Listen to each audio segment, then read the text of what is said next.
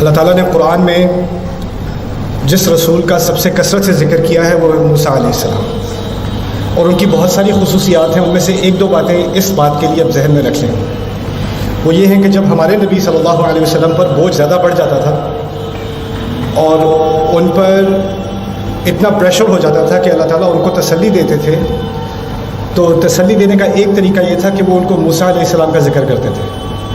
ما انزلنا علیک القرآن لتشقی الا تذکرۃ لمن یخشی۔ ان الفاظ کے بعد آگے جا کر اللہ تعالیٰ یہی کہتے ہیں وَهَلْ أَتَاكَ حَدِيثُ مُوسَىٰ، آپ پر موسیٰ کی بات نہیں آئی ابھی تک؟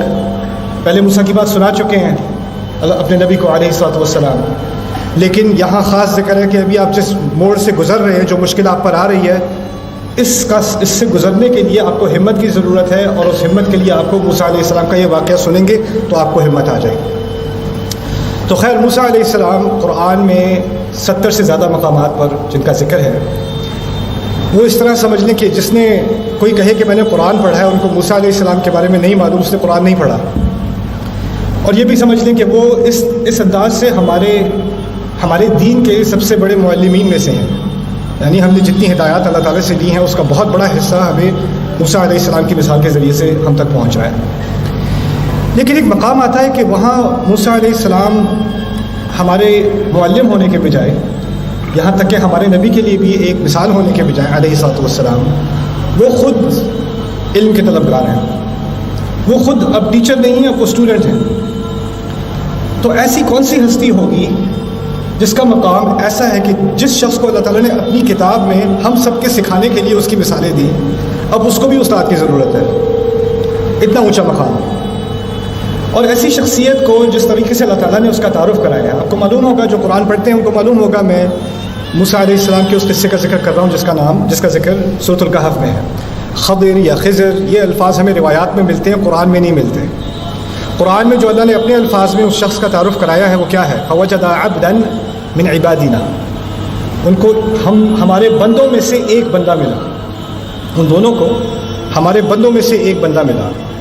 آپ ذرا یہاں غور کریں کہ اس سے اعلیٰ مقام میرے نزدیک قرآن میں مجھے دنیا میں نظر نہیں آتا کہ ایک رسول جس کو اتنا اعزاز دیا گیا ہے، اس رسول کو اب جس سے سیکھنا ہے، کم از کم اس کا نام تو ہمیں معلوم ہونا چاہیے، اللہ تعالیٰ کو اس کے نام کا ذکر کرنا چاہیے، اس کا بھی ایک خاص اعزاز ہے علیہ السلام۔ لیکن ان کے بارے میں اللہ تعالیٰ نے جو سب سے بڑا ان کو اعزاز دیا ہے نا، وہ کیا ہے کہ یہ ہمارے بندوں میں سے ایک بندہ ہے۔ اگر کہا ہوتا فوجد عبدنا، ہمارا بندہ انہیں ملا، تو وہ معرف ہو جاتا، معرف بالاضافہ، یعنی وہ خاص ہے، ہمارا خاص بندہ۔ لیکن جب کہا عبدا من عبادنا، کوئی ایک بندہ ہمارے بندوں میں سے، نہ کیا اس کا خاص فائدہ کیا ہے؟ اللہ تعالیٰ نے یہ عظیم درس مجھے اور آپ کو سکھایا ہے کہ سب سے اعلیٰ مقام جو اس دنیا میں مجھے ملے گا نا، وہ میں اللہ کے بندوں میں سے کوئی بندہ بن جاؤں، بس اس سے اعلیٰ مقام نہیں ہے۔ ہم ایک دوسرے کو عزت دیتے ہیں، ایک دوسرے کو ریکگنائز کرتے ہیں، لیکن جس شخص کو اللہ تعالیٰ نے اتنے اعلیٰ مقام پر جا کر ریکگنائز کیا ہے، وہاں پر بھی جو سب سے اعلیٰ اعزاز دیا ہے وہ ہے عبد، بندہ۔ اللہ کا بندہ بن جائے انسان، وہی اصل عزت ہے۔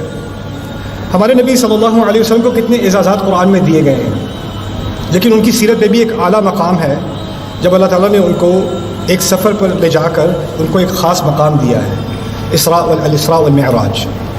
جہاں جہاں آپ کو الاسراء والمعراج کا ذکر آئے گا، وہاں اللہ کے نبی، ہمارے نبی کے لیے نہ تو رسول کا لفظ صلی اللہ علیہ وسلم، نہ نبی کا لفظ صلی اللہ علیہ وسلم، نہ خاتم النبیین کا لفظ۔ وہاں کیا ہوگا؟ اوحى الى عبده ما اوحى، سبحان الذي اسرى بعبده ليلا۔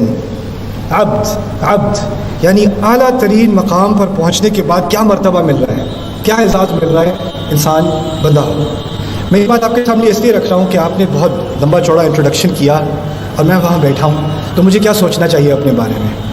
مجھے یہ سوچنا چاہیے اپنے بارے میں کہ یہ سب کچھ ہو یا نہ ہو، اتنا بڑا پوسٹر پیچھے لگا ہوا ہو یا نہ لگا ہوا ہو، اس سے میرے رب کو کوئی فرق نہیں پڑتا۔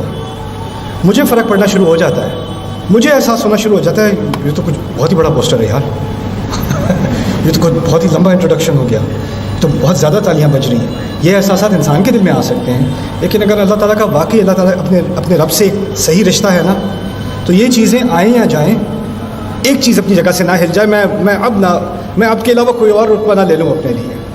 یہ بات آپ سب کو سمجھنی ہے، کیونکہ